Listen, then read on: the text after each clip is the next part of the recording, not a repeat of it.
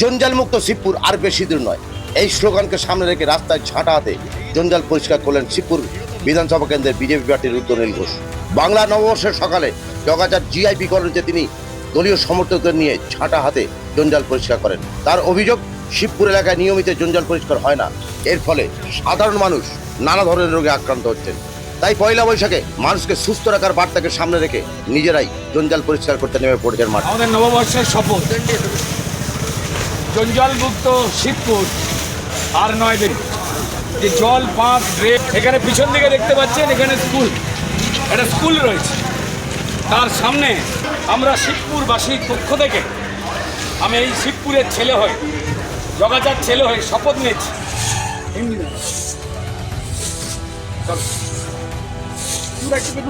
ঝাড় দাও। ইয়ে কোথায়? এদিকটা করো। এখানে আরে গামবুট পরেছিস, কারা কোথায় গেল? গামবুট দিয়ে একটু লাফিয়ে নিয়ে যাবো।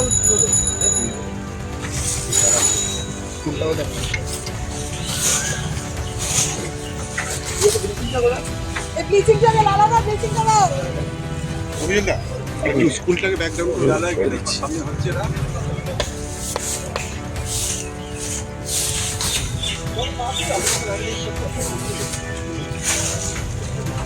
ঠিক আছে, स्कूल नाओ ना।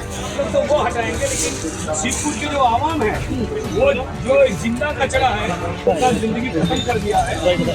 ये कचरा जिनका नाम है तृणमूल, उसको वो नहीं, मेरा घर झाड़ू वाला गंदा कर लो, ये उनका संस्कार है, उनका ये झाड़ू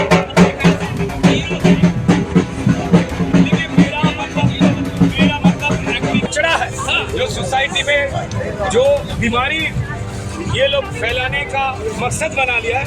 इस कचरे को हटाना है। वही दिन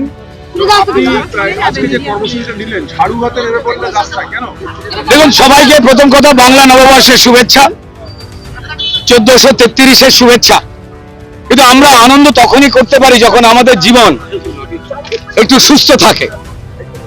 সমগ্র পশ্চিমবঙ্গ জুড়ে তথা হাওড়া জুড়ে, বিশেষ করে শিবপুর জুড়ে যে আবর্জনা স্তূপ তৃণমূল করে রেখে দিয়েছে, যে নোংরা অসুখ বিসুখ ছড়াবার প্রকল্প করে রেখে দিয়েছে, সেইখান থেকে যদি মুক্ত না হয় আমাদের বাচ্চারা, আমাদের মায়েরা, আমাদের বোনেরা, তাহলে আনন্দ করব কি করে? সেটা ধর্মীয় উৎসব হোক, সামাজিক উৎসব হোক। আপনারা দেখতেই পাচ্ছেন এই কাজরা আমরা পরিষ্কার করছি। পশ্চিমবঙ্গের মানুষ জানে যে এই পার্থিব কাজরা ছাড়া পশ্চিমবঙ্গের এই গন্ডগি, এই নোংরা ছড়াবার সব থেকে বড় কাজরার নাম হচ্ছে তৃণমূল কংগ্রেস, যারা লুট পাট করে নিজেরা বড়লোক হয়েছে অবৈধ উপায়ে, আর পশ্চিমবঙ্গের মানুষের জীবন, শিবপুরের মানুষের জীবন খতম করে দিয়েছে।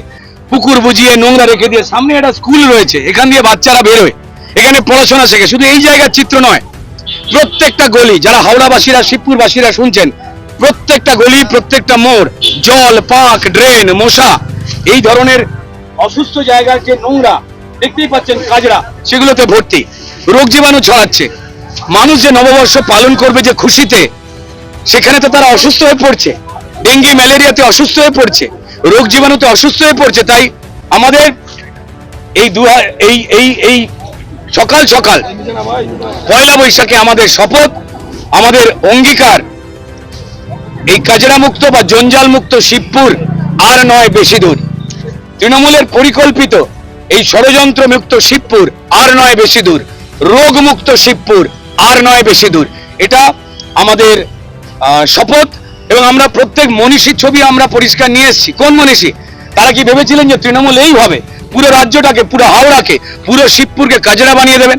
রবীন্দ্রনাথ, নজরুল, শ্রীচৈতন্যদেব, ঋষি অরবিন্দ, আমাদের হাওড়ার গর্ব মণিশঙ্কর বাবু যিনি চলে গেলেন, তুলসী চক্রবর্তী, তারা কি এই হাওড়ার স্বপ্ন দেখে গেছিলেন? দেশবন্ধু চিত্তরঞ্জন দাস, তারা কি এই স্বপ্ন দেখে গেছিলেন?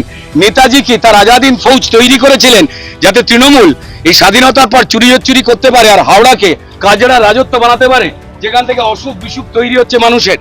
তো তাই আমাদের নববর্ষের শপথ যে জঞ্জাল মুক্ত শিবপুর আর নয় বেশি দূর, আর এই জঞ্জালের নাম তৃণমূল, তাই তৃণমূল মুক্ত শিবপুর আর নয়।